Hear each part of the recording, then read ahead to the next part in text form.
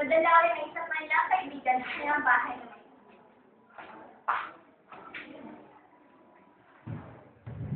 Ano ba?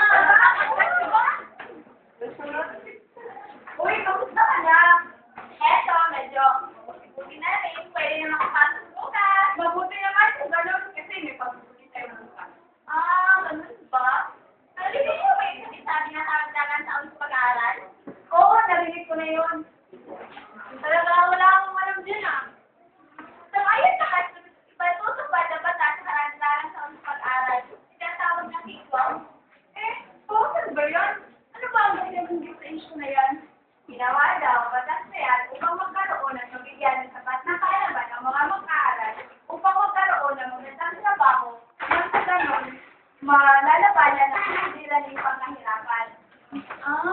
Mabuti naman pala talagang magiging cartoon ng isinan sa akin. Mabuti naman talaga. Subalit, hindi nyo ba naisip na maraming mga magulang ang lalo mahihirapan? Bakit? Magulang pa natin ang mag-aaral? Daliw, sino ba nagpapari sa akin? Siyempre, magulang namin. Sabi naman ikaw, yun naman pala eh. Mahihirapan sila sapagkat nagdagdagan ng gawin ko. Napaisip rin ako na ilang mga mag-aaral ay isang ayos. Bakit naman? Alam naman natin na mailang talagang di masigasig sa pag-aaral. Kaya yung karagdagang taon ay may tuturing nila malaking at niliraning dahil mapapagod sila sa pag-aaral, di ba? Tayo na nga, gaya ng ating gabi eh. Alam mo, sige, salamat sa bisita.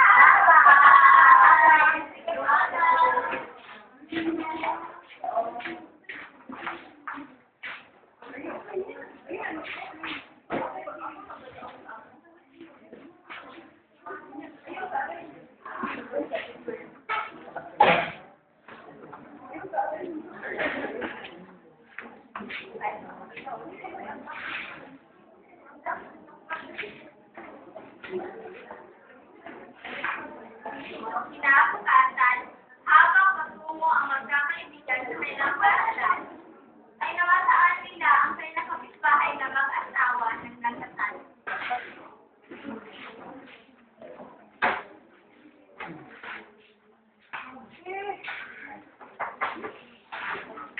Bakit ngayon ka lang? Anong oras ka? Huwag mo akong pagmataas ng boses. At bakit? Paano nila ka ng uwi mo? Ano pinagagawa ko?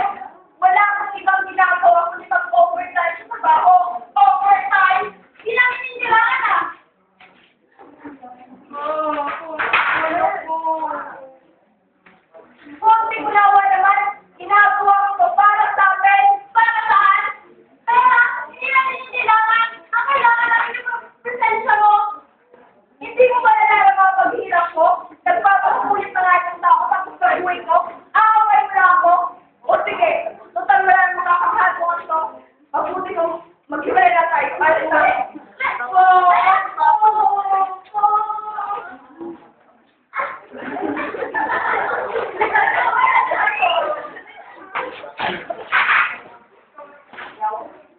Pag-arating nila sa kanilang paaralan, ay agad sila ng usap tungkol sa kanilang pangyayari. Okay, guys. Gusto ko sa nangyari sa mga magulang nila na ng ninyo. Anong ideya nyo? Ang dala nyo? Ano kayong dahil ang pag-iwalay nila? Ayos, of course. May kabitra yung papa nila, no? Sure na. Saan mo naman sama kung informasyon yan? Kasi ng papa, di sa kapitbahay nilang Ostera. Kung pa, pinaalis-bera nga nalilis ka kung narinig yun. Napaka-dismosa mo naman. Nakahawa ka na sa kapitbahay yung walang ibang gawin kundi. Sino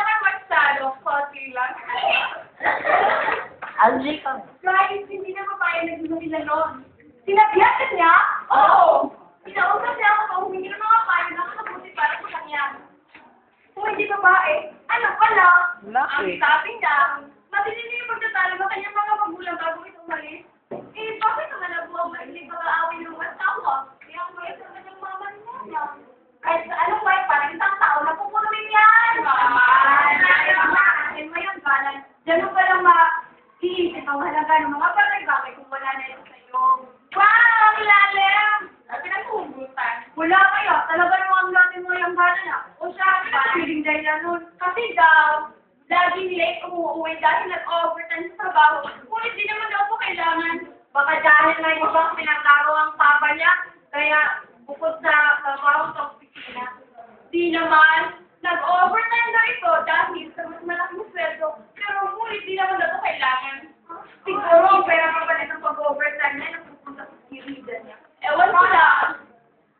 Basta yung sabi ni Nena sa akin. Kadalasan talaga, ang nagiging rason ng paghihiwalay ang third party. Minsan din naman ang ilan ay yung di pagkakaintindihan na nauwi sa hiwala. Ikaw talaga, pinag-iniisip mo para eksperto. May third party pa! Teka, anong third party? Wala pang sakaya? Yun ba yun? Third party?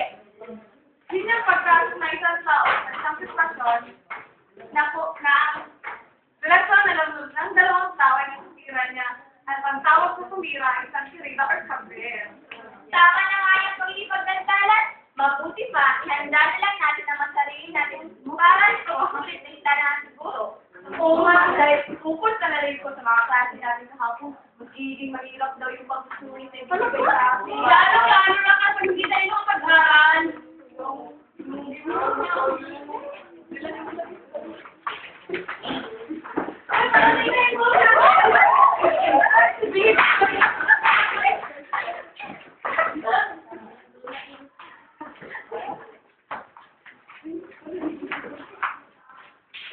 Ay, hindi man na. Makabitin. At doon lang ako na sa aking namin.